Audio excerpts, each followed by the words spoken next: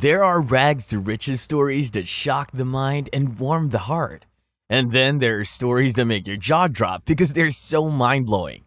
How do you go from a $372 investment to a company worth billions of dollars? Well, you have to sell something people want, need, and value over decades.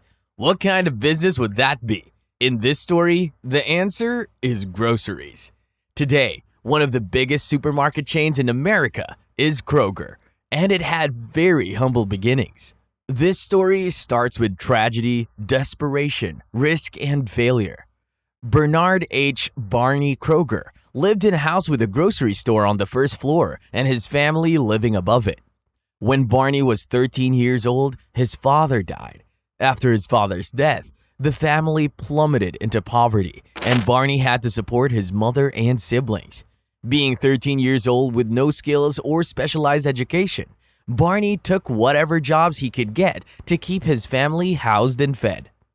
Barney worked as a drugstore clerk, farmhand, door-to-door salesman, and then finally hired as a manager for the Imperial Tea Company.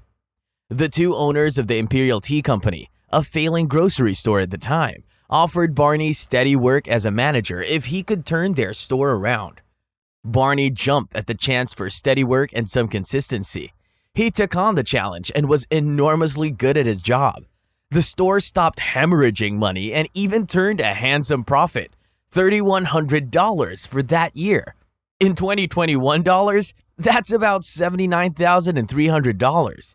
The owners of the grocery were thrilled and congratulated Barney on his hard work and success. Barney, however, wanted more than a paycheck and gratitude. Barney wanted to become a partner. The businessman rejected his partnership idea. Nonplussed, Barney decided to start his own grocery store. He combined his savings of $372 with his business partner's savings of $350 and opened a grocery store in Cincinnati, Ohio. Unfortunately, tragedy immediately befell them. Their store was ready to open. Just before it opened, Cincinnati experienced a historic flood. Their store was completely destroyed. Are you enjoying the video? Subscribe to the channel and get notifications about new videos, and hit that thumbs up button too.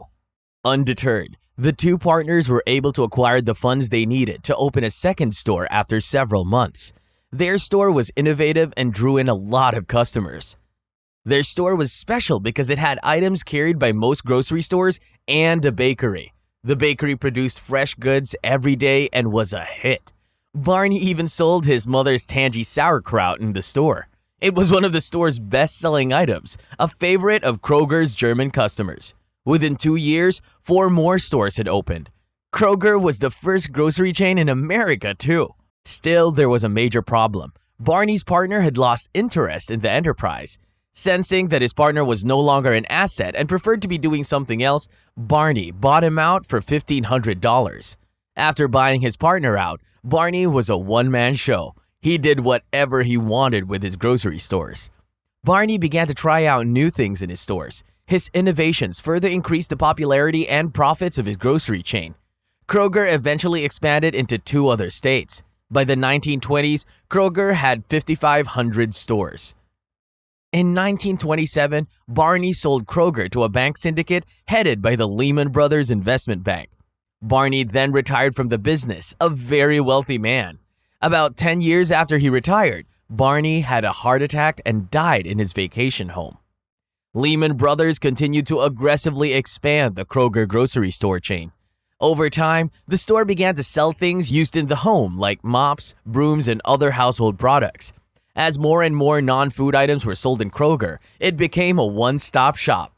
Its customers could get everything they needed and wanted for their homes from Kroger. Thus, Kroger was America's first supermarket. Still, Kroger would face one more challenge that would almost destroy it. The Great Depression took hold of the country, and Kroger was struggling to pay its bills.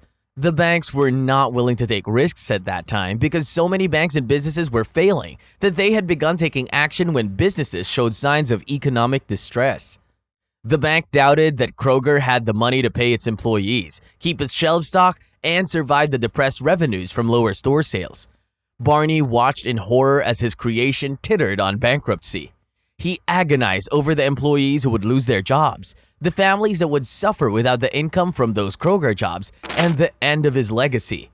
Barney withdrew $50 million of his money in cash and presented it to the bank as Kroger cash reserves.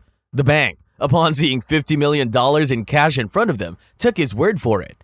Kroger was no longer threatened with closure. Barney died in 1938. His beloved Kroger was going strong, and his family well provided for generations to come. His legacy, his first business, continues to thrive. After the Great Depression, Kroger continued to flourish and expand across the nation. It also continued to innovate. Some of the things that we take for granted as normal for today's supermarkets were introduced by Kroger. What kind of things? Let's look at a few of Kroger's innovations that have been adopted as industry standards. Allowed customers to pick up their groceries at the store, which was abnormal in the 1880s. Parking lots that surrounded the stores. Originally, grocery stores didn't have parking lots. If they did have them, they were usually small, with large parking lots surrounding the store. There's no reason why a customer can't stop by the store and pick up their groceries. Store brands. Kroger started buying other companies' products and putting its own label on them. The store brands bring in a lot of revenue because they're a higher value than the generic brands, but not as expensive as the premium brands. Premium products. Supermarkets were never known for selling premium niche products before Kroger. These are the kind of products that you go to specialty stores to purchase. For example, cheese, steaks, organic food. Gas stations. Kroger lets you fill up your tank when you take a trip to the grocery store. This saves customers time, money, gas, and the convenience attracts a lot of people who can't resist buying something quick when they fill their tanks. Organic food. Organic food has taken the market by storm and has been hugely successful. Not only is it immensely profitable, Kroger's private label organic food is one of the top sellers in the market. The first grocery store to use electronic scanners. If you were thinking that Kroger is just a supermarket chain that continues to thrive and grow, you'd be wrong. It has diversified its holdings into a variety of non-grocery areas. These non-grocery areas have proved to be extremely lucrative and themselves thrive in their own market niches. What are they? Kroger's streams of income include Kitchen 1883, a restaurant that serves delicious cocktails, burgers, and other mouth-watering items in Cincinnati, Ohio, and Union, Kentucky. Littman Jewelry Stores, which has 320 stores in 30 states in malls and Kroger stores. Clearance products priced just above the purchase price paid to the wholesaler. Murray's Fine Cheeses, located in New York City, also has its cheeses sold in select Kroger stores. Private labels like Heritage Farm, Private Selection, and Simple Truth Organic. Dedicating itself and its resources to sustainable agricultural practices like carefree eggs, locally sourced seafood, reduced greenhouse gas production, and recycling initiatives. Donates food to banks to support the local community in need. Owns other grocery stores including Ralph's, Fry's, and King Soopers. Heavily invested in the natural foods, bakery, dairy, meat, and beverage markets. Operates 37 production plants. Recently, Kroger bought Albertsons, one of its main competitors. The deal cost Kroger $25 billion. By joining with Albertsons, Kroger now controls 30% of the grocery market in the USA. Today, over 130 years after it was founded, Kroger is far from its humble origins. From the imagination of a poor young man who struggled to support his family to a supermarket chain that employs thousands of people, feeds thousands of people, and continues to innovate its stores. As the 18th largest company in America, with 3,000 locations in 35 states and the District of Columbia, and raking in over $110 billion in revenue annually, Kroger is a grocery juggernaut. It's become an iconic institution that symbolizes the American spirit of entrepreneurship, hard work, innovation, and dedication to service and quality products. Which do you think is more impressive? That Barney and his partner were able to successfully launch a second store months after the first one was destroyed by flooding, or that this simple concept blossomed into a supermarket that has holdings in other markets and has a large share of the American market? Comment below and tell us which one is more impressive and why.